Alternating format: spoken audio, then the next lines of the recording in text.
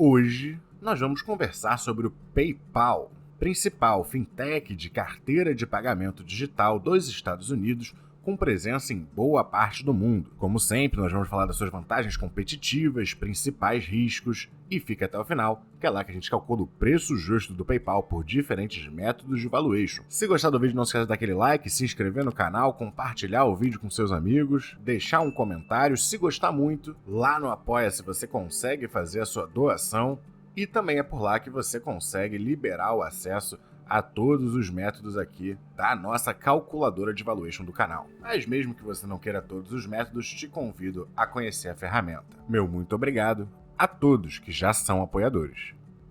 O PayPal oferece uma série de serviços e soluções completas para pagamentos digitais. Eles oferecem esses serviços tanto para o consumidor final, a pessoa física que vai lá utilizar a carteira do PayPal para fazer seus pagamentos, fazer suas transferências, quanto também tem uma série de serviços para os mercadores, para as pessoas que vendem através do PayPal, usando ele como um processador de pagamento. E aí nesse lado vai incluir tanto o processamento do pagamento em si, além do vendedor se beneficiar da segurança da plataforma, poder mandar os próprios invoices com os serviços do PayPal. E do outro lado, mais voltado para a pessoa física, para o usuário final, eles vão ter os aplicativos, cartões de crédito e débito, tem algum envolvimento com criptomoeda, estão lançando uma cripto deles, mais para frente a gente fala mais disso, mas a principal função do PayPal para a pessoa física vão ser de fato as transferências gratuitas e rápidas, inclusive para outros países. Lá nos Estados Unidos, eles agora estão começando a implementar só esse ano, 2023, o FedNow, já bem mais rápido do que era possível até então, porque o sistema de pagamento dos Estados Unidos ainda é bem atrasado, ainda é bem lento os períodos de compensação, então a única alternativa imediata de transferência para os americanos vai ser através dessas fintechs. Mas existe esse risco do FedNow, que foi lançado só dia 20 de julho, então ainda é uma iniciativa bem nova, mas é uma iniciativa do Banco Central deles, similar ao nosso Pix, para tentar resolver essas questões e permitir transferências imediatas. Deve demorar um tempo até os bancos aderirem mais a essa plataforma e poderem oferecer esses serviços, mas a competitividade do pagamento instantâneo que o PayPal oferecia não mais será um diferencial, o que obviamente é mais um risco da empresa. Já de ponto positivo, eu acho que dá para citar a presença de fato global do PayPal. A gente está vendo aqui todos os países onde eles têm atuação, em todos os continentes, inclusive uma das poucas empresas com operação e receita derivada da África. Outra coisa que eu acho interessante do PayPal é que já desde a última bull run das criptomoedas, eles já se voltaram a um posicionamento que hoje permite capturar pouco desse crescimento. Eles já hoje permitem a compra e venda de alguns criptoativos direto em seus aplicativos. Inclusive, a empresa PayPal opera as duas principais fintechs de pagamento nos Estados Unidos. Não sei se você conhece, mas o Venmo, que é um aplicativo que aqui no Brasil não é muito famoso, mas lá fora, com a galera millennials e mais baixo, né, o pessoal mais jovem, digamos assim, os seus 35 para baixo, talvez tenha até mais aderência do que o próprio PayPal, mas com funcionalidades similares, só uma diferente marca para poder apelar para diferentes públicos com diferentes prioridades. E mais recentemente, eles começaram a oferecer também o Buy Now Pay Later, que é basicamente o que a gente tem aqui já há muito tempo, que é a compra parcelada em diversos pagamentos mensais ao longo de um tempo. Isso é outra coisa que para o sistema de pagamentos lá dos Estados Unidos não é comum, mas se não me engano em 2021 ou 2022 a Apple começou a introduzir isso para os seus próprios produtos e agora o PayPal está introduzindo dentro do seu aplicativo com uma gama de oportunidades onde usar esse serviço bem maior, porque ele já conta com uma grande rede de vendedores atrelados ao PayPal. Nesse lado de carteiras direto para a pessoa física, para o consumidor final, a gente sabe que a Apple está começando a investir mais no Apple Pay, fez a parceria com bancos para conseguir oferecer uns juros no saldo da conta corrente do próprio aplicativo. Então tem o risco dessa competição com a Apple, que é uma gigante em tudo que faz, com muito fluxo de caixa para investir nos seus projetos, mas hoje, PayPal ainda é o principal aplicativo de pagamento. Se a gente considerar o Venmo junto, então, a distância fica maior ainda. No lado dos serviços, aí a gente já tem opções, talvez até mais baratas, de processamento de pagamento do que o PayPal, o próprio Shopify, que está ganhando market share, que aí também vai representar um risco pro PayPal, mas até o presente momento ele segue consolidado na primeira posição, porém surgindo esses competidores já há algum tempo, o próprio Shopify já é relativamente consolidado, então de fato a gente pode ver uma perda de margens para o futuro do PayPal. mas quando a gente olha a performance da ação no mercado, ela se encontra praticamente aqui nas mínimas dos últimos 5 anos. Então, particularmente, eu creio que boa parte desses riscos já estejam bem precificados. Olhando o total de pagamentos processados,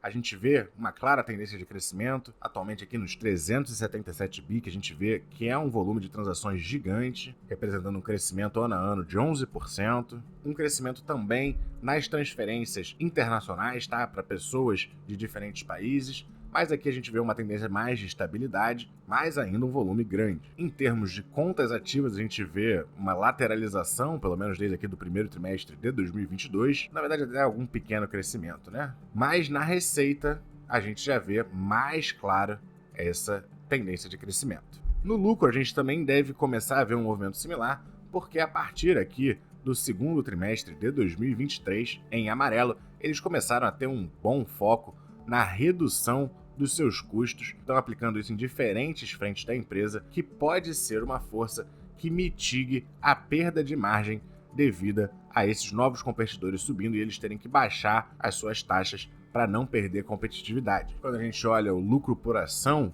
desde aqui do primeiro trimestre de 2022, a gente também vê uma tendência de crescimento, uma variação saudável no lucro. Para o fluxo de caixa livre, a gente viu uma grande redução aqui no primeiro trimestre de 2023, agora no segundo a gente ficou negativo, mas tem um efeito contábil aqui de 1,2 bi negativo de alguns empréstimos Buy Now Pay Later, né, das parcelas dos produtos, até porque eles executam essa estratégia de originar esses empréstimos Buy Now Pay Later e eventualmente revender para outra empresa. Recentemente acabaram de vender para essa KKR, para KKR, uma série desses empréstimos originados pela Europa, especificamente França, Alemanha, Itália, Espanha e Reino Unido, e no fechamento do negócio em si, há uma expectativa de geração de 1,8 bi de caixa só dessa venda. Então, de fato, não precisa se preocupar com esse trimestre negativo, inclusive porque isso não afetou o guidance da empresa do fluxo de caixa livre para o ano de 2023 como um todo, que eles estão botando próximo dos 5 bi.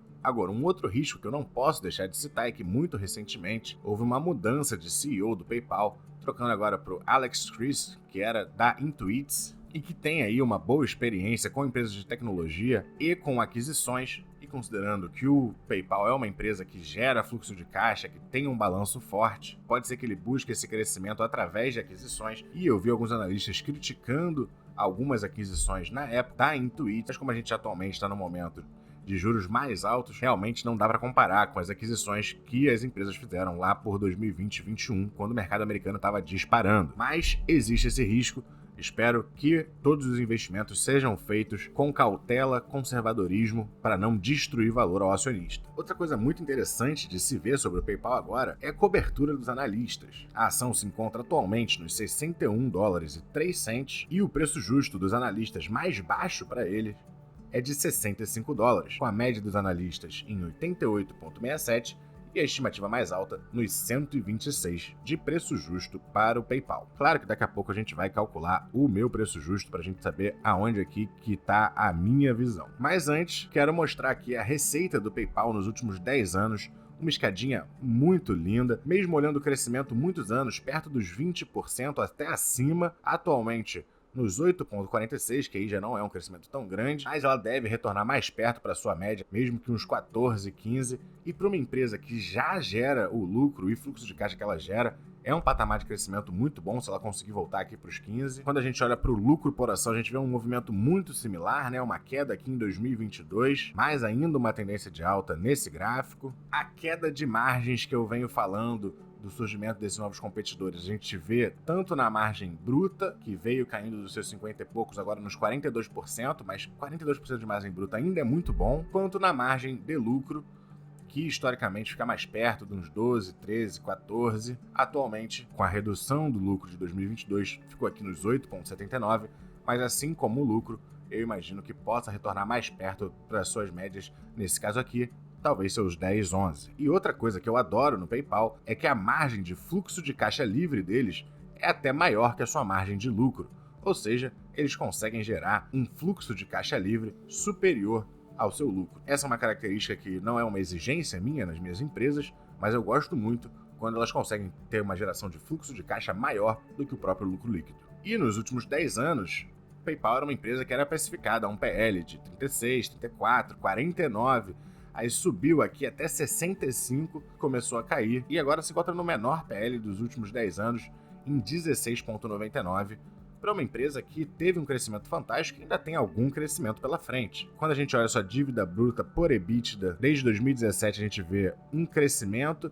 mas ela se encontra atualmente aqui nos 1,69 vezes EBITDA, que é super controlado, e com um índice de liquidez corrente de 1,30, que nos diz que eles têm $1,30 de ativos resgatáveis ou recebíveis no próximo ano para cada $1 de passivo no mesmo período. E a gente está falando de uma empresa que veio evoluindo o seu retorno sobre patrimônio líquido. Em 2020 bateu seus 23,3%, em 2022 foi 12%, nos últimos 12 meses já melhorou, já de volta para os 20%, mas mesmo acima de uns 15, 16 é um ótimo patamar. E no retorno sobre capital investido, eles muitas vezes conseguem até um retorno até superior. Mesmo 2022, a baixa veio aqui para 13,7%, mas como a gente vê, muitos anos acima dos 20% de ROIC. Atualmente, o PayPal é uma empresa que ainda não paga dividendos, então ainda totalmente focada no crescimento da própria empresa, mas todos os anos tem uma alocação para retornar valor ao seu acionista através de recompras de ações. Mas então vamos ao valuation, começando pelo desconto de fluxo de caixa. Eles geraram em 2022, apesar da queda do lucro, 5,1 bi, e a gente já viu o guidance ali perto dos 5 bi, então vou estimar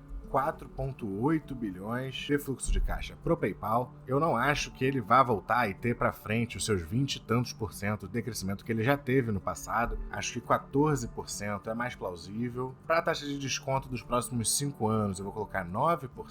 3,5% de crescimento perpétuo e 8% de desconto perpétuo, um pouquinho mais baixo, porque com a queda dos juros lá nos Estados Unidos, o custo de capital das empresas deve diminuir. De dívida líquida, eles têm 38 bi e um total de 1,1 bi de ações no mercado. Colocando todos esses inputs, a gente calcula um preço justo do PayPal a $86,16, que nos dá uma certa margem de segurança comprando nos preços atuais. Mas vocês sabem que não basta um método de valuation, então vamos lá para o de Peter Lynch, onde eles têm um PL de 16,99,